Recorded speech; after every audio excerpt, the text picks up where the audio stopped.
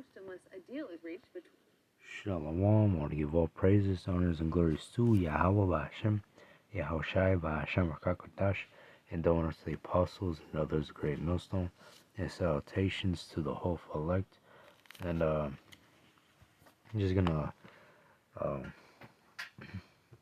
go into a quick lesson about on these current events, and it just seems that we are right at that doorstep where all hell is literally about to break loose. And without further ado, I'm just gonna start with this video being played. The president and Republican congressional leaders. In the event of even a short-term default, every state in the country would see some level of job losses. The highest number of cuts are projected to be in Missouri, Pennsylvania, Ohio, Illinois, and California. Irina Ivanova is here with us now. She is the Associate Managing Editor of CBS's Money Watch. Irina, welcome. So let's look at specifics here. When we talk about the effects, which jobs and industries are most at risk here? Sure, there's sort of levels of fallout here. So Washington, D.C. is obviously ground zero for this. About 1 in 4 jobs in that region are connected to the federal government. Then you see states with military bases, national labs and national parks, forests, so places like Alaska, Hawaii, which is home to the U.S. Pacific Fleet, and New Mexico, which is home to Los Alamos National Laboratory. And then there's the companies that support the federal government or do a lot of business with it. So defense contractors would be very heavily impacted. Those are concentrated in Connecticut, Kansas, and Washington State. And then professional services firms, which sort of support the office functions of the government, and those are largely in Northern Virginia. And then, so that's the first level, but then obviously there are going to be ramifications that ripple on through. What happens next then? Absolutely. So the trickle down is almost certainly recession. And this is a little speculative because, of course, we don't know what the government would.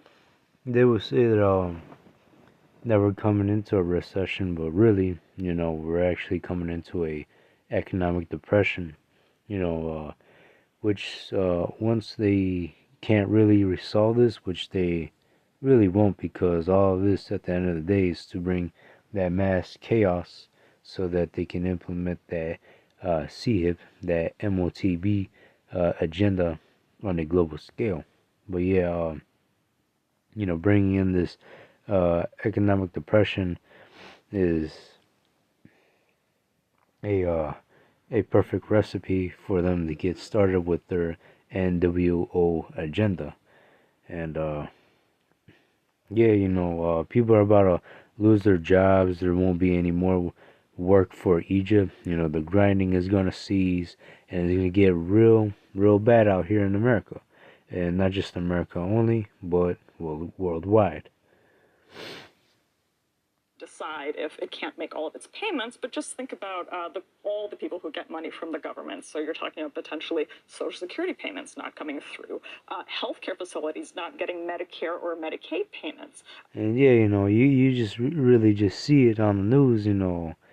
Just these news articles, these news reports of what's going on, what's about to happen to this economy.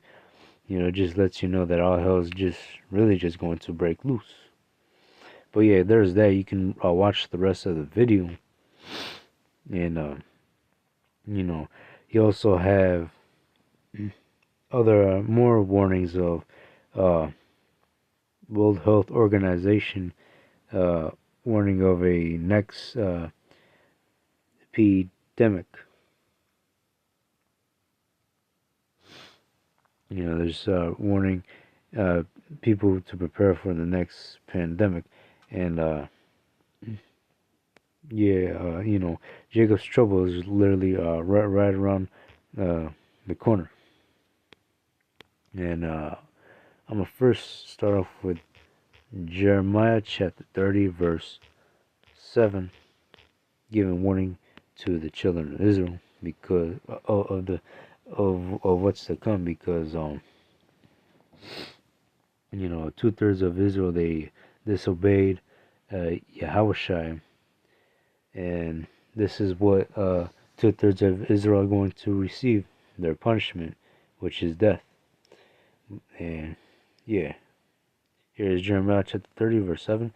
Alas, for that day is great, so that none is like it. It is even the time of Jacob's trouble, but he shall be saved out of it. And those who are going to be saved out of it are going to be the Lord's elect, his remnant. Because the Lord's elect, they're doing the things that are necessary for salvation. They're getting their souls right with Yahushua. But as for the rest of the Israelites, they are doomed on this side.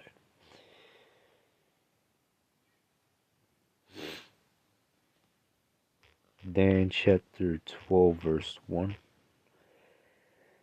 And at that time shall Michael stand up, the great prince which standeth for the children of thy people, and there shall be a time of trouble such as was never since there was a nation even to that same time.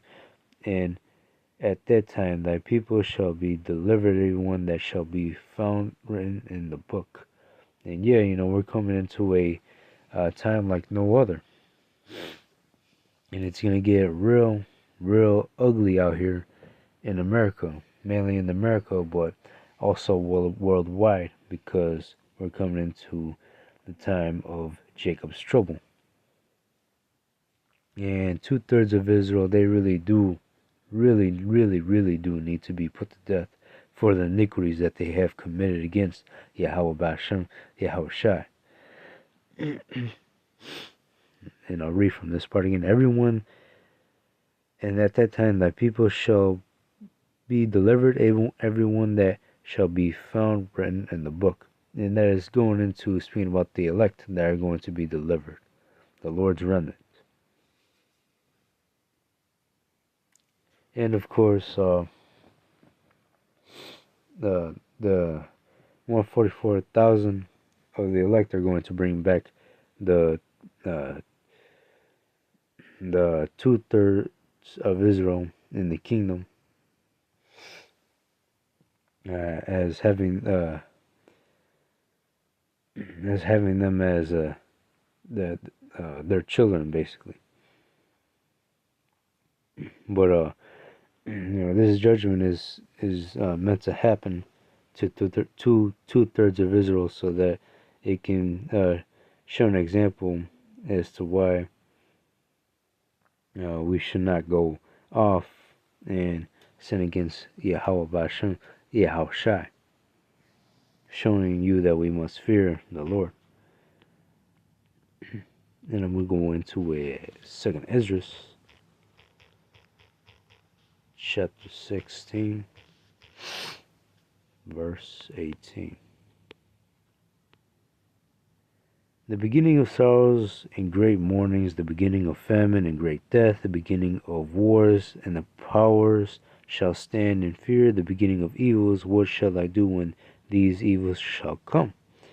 And yeah, you even see wars brewing up even more over there in Ukraine.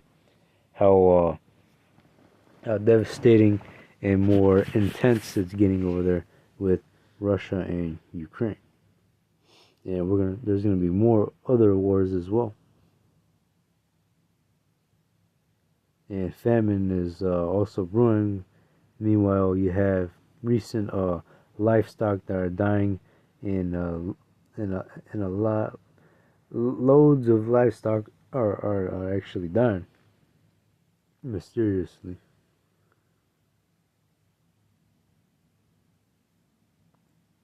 But yeah, we're coming into that time of Jacob's trouble. The beginning of evils.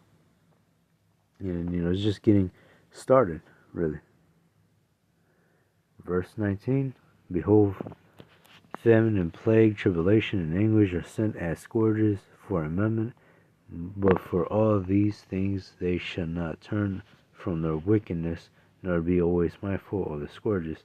And 2/3 of Israel are going to continue to keep sinning, and they're not going to be mindful of these punishments that's being done unto them. A lot of people don't consider the Lord. They don't consider repenting at all, even though they're in this low state getting punished. This is why they gotta be put to death. Verse 21, behold, victuals shall be so good cheap upon the earth, and they that shall think themselves to be in good case, and even then shall evils grow upon the earth, sword, famine, and great confusion.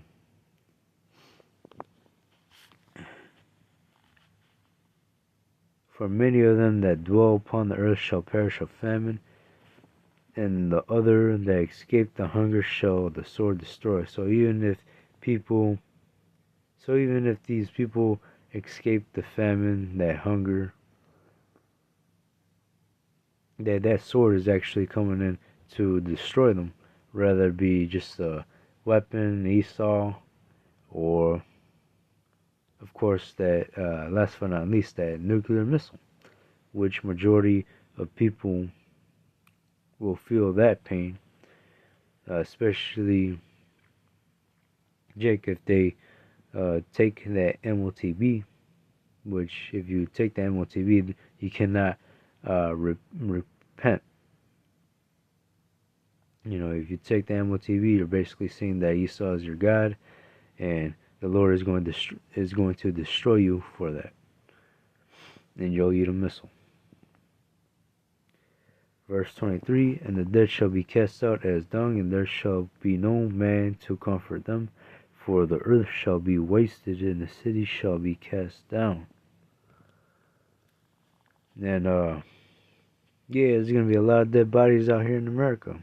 Things are about to get real bad, and you already see the warnings as you're looking at these recent warning on news articles and news sites, reports of economic issues, and etc.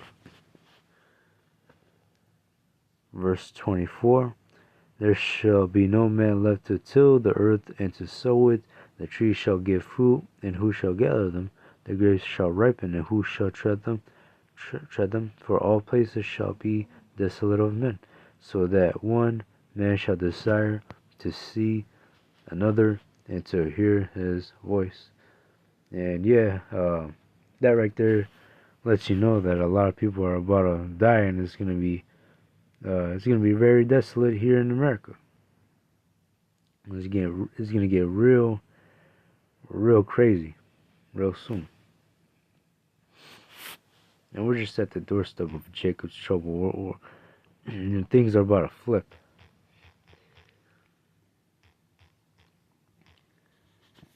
Zechariah chapter 13 verse 8, and it shall come to pass that in all the land, said the Lord, 2 parts therein shall be cut off and die, but the third shall be left therein.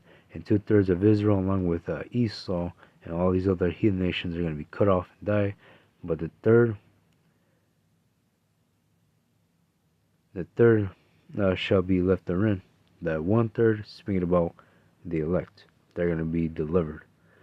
Verse 9, and I will bring the third part through the fire, and I will refine them as silver is refined, and I will try them as gold is tried, and they shall call on my name, and I will hear them. I will say, this is my people, and they shall say, the Lord is my power.